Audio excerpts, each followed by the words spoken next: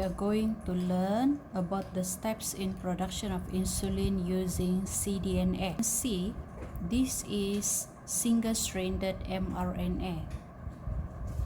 This mRNA is actually extracted or isolated from cytoplasm. Usually we isolate the DNA from donor cell, but in the production of insulin we must isolate mRNA.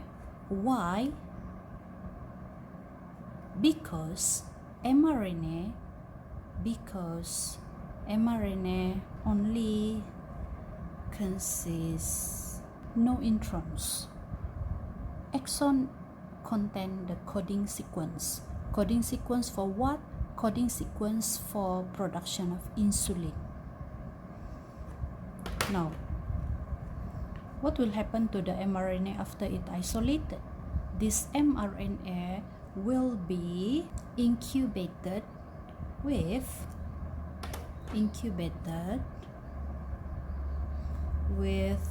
reverse transcriptase enzyme.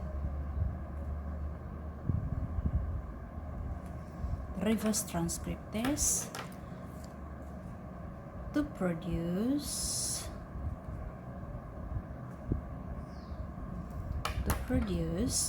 complementary strain of cDNA.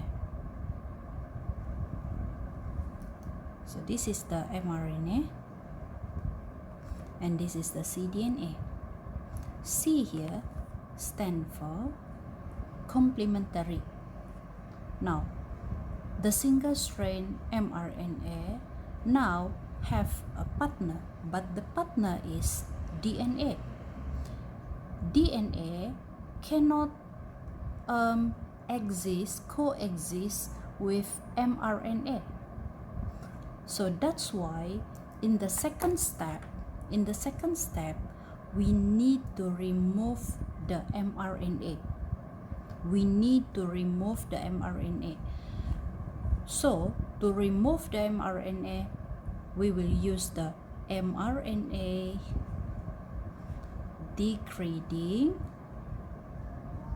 enzyme.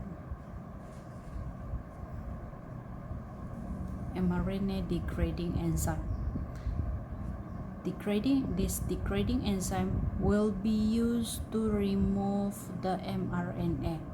So after the mRNA removed,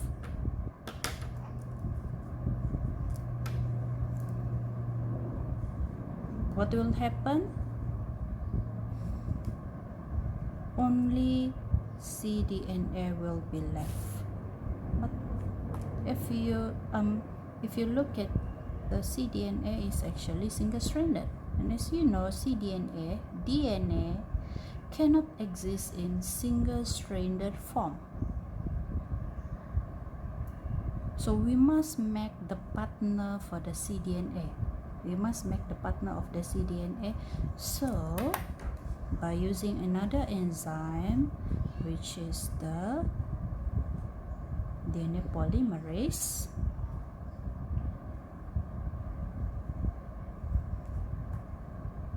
we will make the second strain of the cDNA. Okay, this is the cDNA just now. This is the cDNA 3' to 5'. By using the DNA polymerase, we will synthesize the second strain. So here will be 5 to 3. And this is what we call as double-stranded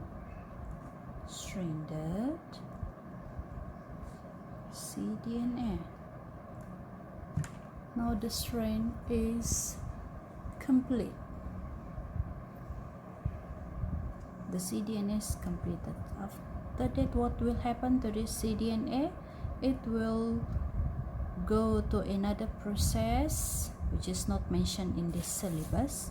It will go to another process before it can be inserted into cloning vector.